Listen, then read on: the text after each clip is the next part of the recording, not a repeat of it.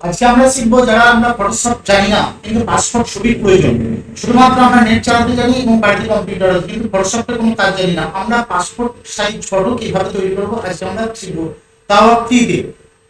ফ্রিতে কিভাবে আমরা পাসপোর্ট সাইজ ফটো তৈরি করবো সেটাও দেবো। আমরা প্রথমে চলে যাব গুগলে।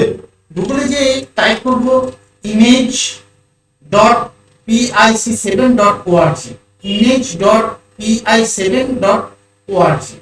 এখানে ওআরজি লিখবেন, ওআরজি প্রথমেই যেটা আসবে দেখুন এখানে ক্লিক করবেন। ক্লিক করার পরই দেখুন এখানে সার্চ অপশন আছে, নিচের দিকে একটু চলে আসবেন, এখানে দেখুন পাসপোর্ট ফটো মেকার বলে আছে। আমরা যেহেতু পাসপোর্ট ফটো তৈরি করবো সেহেতু পাসপোর্ট ফটোতে ক্লিক করব। পাসপোর্ট ফটোতে ক্লিক করার পর ঠিক এই ধরনের ইন্টারফেস আসবে। এবার সিলেক্ট ইমেজে ক্লিক করব।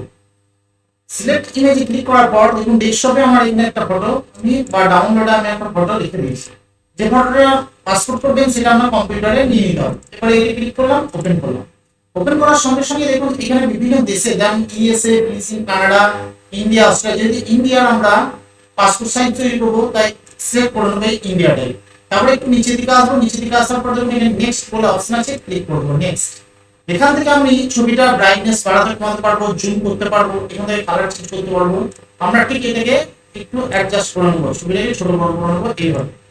এভাবে ছোট ছোট বড় করবো। এটা সিলেক্ট করলাম, এরপর সেভ নেক্সট করে দিলাম। সেভ নেক্সট করার সঙ্গে সঙ্গে দেখুন আমাকে ছবিটা রেডি করে দিয়ে দিচ্ছে। দেখুন ব্যাকগ্রাউন্ডটাও চলে গেছে, এদিকে ব্যাকগ্রাউন্ডটাও দেখুন নেই। এবারে যদি ব্যাকগ্রাউন্ডটা আমরা চেঞ্জ ক্লোজ করি এখান থেকে চেঞ্জ করা যাবে। দেখুন এখানে যদি আমি ক্লিক করি, ক্লিক করার পর দেখুন এটাকে যদি আমি সেট করে দিই, এটা সুন্দরভাবে সেট করি, তো এভাবে আমি সেট করতে পারবো। তো আবার যদি দেখা গেল না এটা ভালো লাগছে না, এটাকে আমি চেঞ্জ করতে পারবো বা এটা দিয়ে চেঞ্জ করতে পারবো, যেটা খুশি আমি সেট করতে পারবো। দেখুন এটাই সেট হবে সুন্দর। পাসপোর্ট সাইজে ফটো করতে গেলে এটা সেট করে দিলাম। সেট করার পর দেখুন এখানে নেক্সট আছে, নেক্সটে ক্লিক করে দিলেই আমার পাসপোর্ট সাইজ ফটো রেডি হয়ে যাবে। এবার যদি A4 করি, A4 পেজেতে যতগুলো পাসপোর্ট সেটিং হওয়া দরকার সব অটোমেটিক সেট হয়ে যাবে।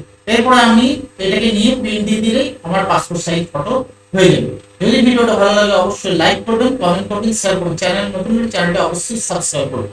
ভিডিও দেখার জন্য আপনাকে অনেক অনেক ধন্যবাদ।